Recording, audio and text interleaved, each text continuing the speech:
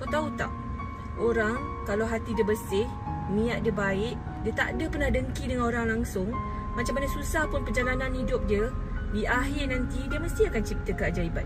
Allah mesti akan selalu bersama dia, kemenangan akan sentiasa ada di pihak dia. Lagi-lagi kalau orang tak niat. Kau pernah fikir tak benda tu semua?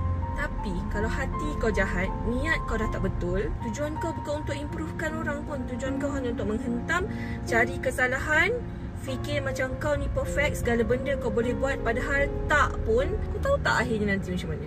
Apa yang ada dalam hati kau sebenarnya? Kenapa kau jahat sangat ah? Asal kau dengki sangat dengan kehidupan orang? Apa yang orang tu dah kacau kau?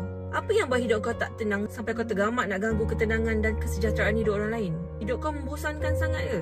Dalam diri kau tak ada sesuatu exciting ke? Sampai kau terpaksa nak kacau hidup orang, nak susahkan orang, nak buat benda-benda dengki dengan orang. Aku pelik tau dengan orang-orang macam ni. Apa yang ada dalam hati kau sebenarnya? Tapi kenapa kau tak berani nak cakap depan mata dia?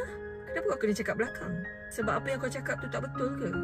Sebab apa yang kau cakap semua tu dengki ke? Kau pernah tengok diri kau tak?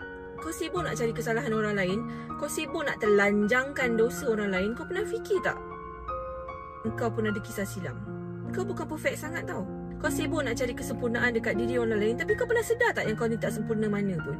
Kau tetap ada kelemahan, kau tetap je ada aib. Cuma bezanya, aib kau sekarang Allah tengah simpan. Tapi kenapa kau kemaruk sangat nak korek aib orang? Kita, bila kita sibuk sangat fikirkan koyaknya kain orang lain, kadang-kadang kita tak perasan tau kita tengah telanjang sebenarnya. Dan kau tak bagus mana pun. Kau tahu kan bumi ni berputar? Tahu kan kifarah? Boring sangat hidup kau sampai kau terpaksa nak cakap pasal hidup orang lain? Kenapa kau kena sentiasa cakap pasal dia? Sebab kalau kau cakap pasal hidup kau cakap pasal diri kau, tak ada siapa nak dengar. Sebab hidup kau membosankan. Macam tu ke? Sebab tu kau kena cakap pasal dia sepanjang masa. Kau cari salah dia, kau cari silap dia kat mana.